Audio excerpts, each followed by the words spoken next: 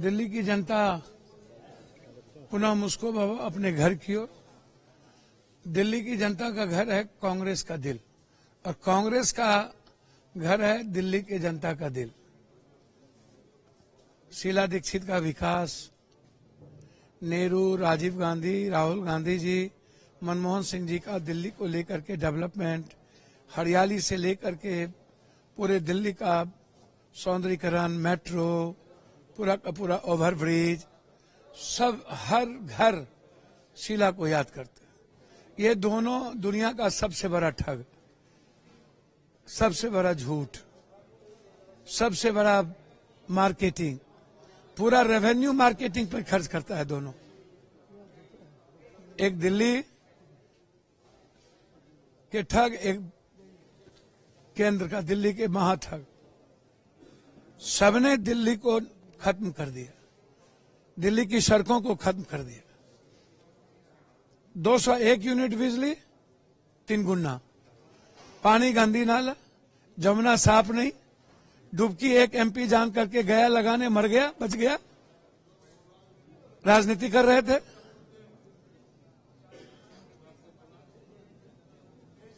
सड़कें गायब हो गई। रेरी ठेरी वाले पूर्वांचल बंगाल के जितने लोग हैं सबको पुलिस लाठी मार के भगा देती है, हफ्ता वसूलती है। पेरिस खत्म हो गया, मोहल्ला क्लिनिक खत्म, आयुष्मान खत्म, ना अल्ट्रासाउंड, ना सीटी स्कैन, ना एमआरआई, ना जांच, ना दवाई।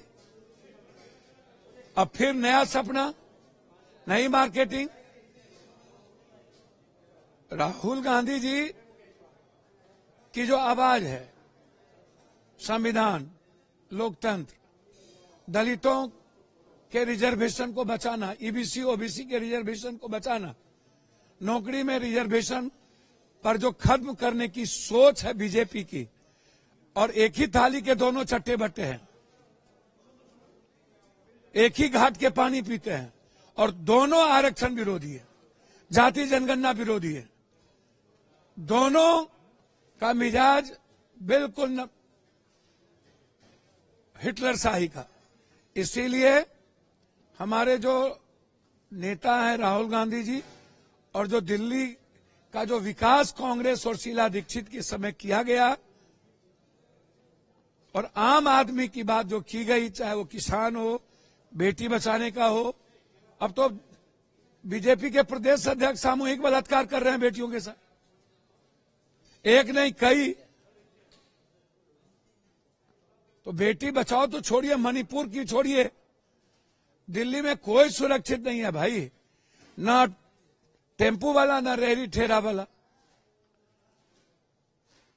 तो हम लोग लगे हैं, और हमें उम्मीद है कि दिल्ली की जनता अपना घर वापसी कर चुके हैं, और फिर से अपने कांग्रेस परिवार में आ चुके हैं। सर, इंडी ब्लॉक का जो बात कहा जाता है, जिसमें कांग्रेस आपका सहयोग नहीं कर रहा है, हालांकि ये भी कहा जा रहा है कि इस बार का दिल्ली जो चुनाव है वो आप वर्सेस बीजेपी से हो। अब तो कहीं समझे में नहीं आ रहा कहाँ भैया, वो तो आपसे पूछिए कितना झूठ है फरेब। बीजेपी के बारे में तो छोड़ दीजिए, बीजेपी तो सपना देखना ही बंद कर दे। कांग्रेस का दिल ही दिल्ली है।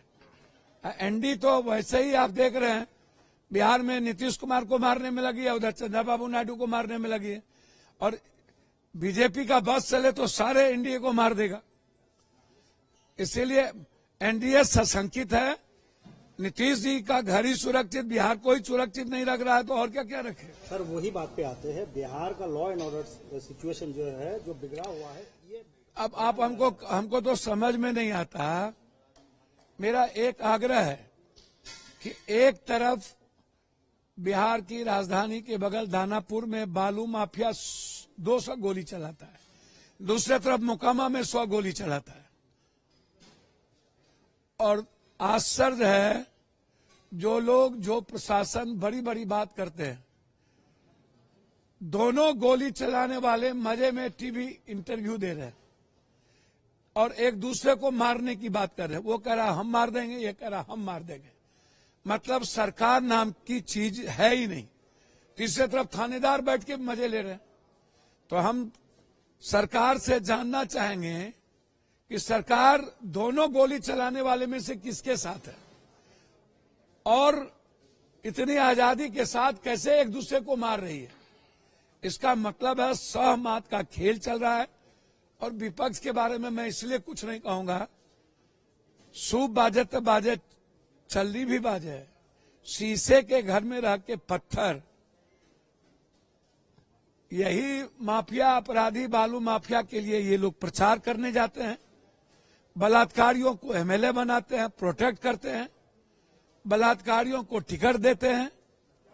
पहले यही गोली चलाने वाले विपक्ष के साथ थे, अब इधर आ गए। चित भी मेरी पट भी तेरी। तो भैया मेरा आग्रह है सभी पॉलिटिकल पार्टी और पॉलिटिशियन ये निर्णय लो कि एक भी एफआईआर जिस पर है 302 और एक्सटॉर्शन का, गोली चलाने का, वर्चस्व का, माफियाओं की लड़ाई का, उसको टिकट नहीं दोगे। विपक्ष में चारों तरफ चलते ही है बालू माफिया, शराब माफिया, और अब वो बोलेंगे इसको, ये बोलेंगे इसको। तो दोनों के हालात बिहार में बिना अपराधी माफिया के ये लोग चुनाव जीत ही नहीं सकता। न तो सत्ता पक्ष जीतेगी, न जो विपक्ष जो लोग बोलते हैं वो भी, उसकी भी यही हालत है, तो वो भी बचे। तो इसीलिए हालात अच्छे नहीं हैं।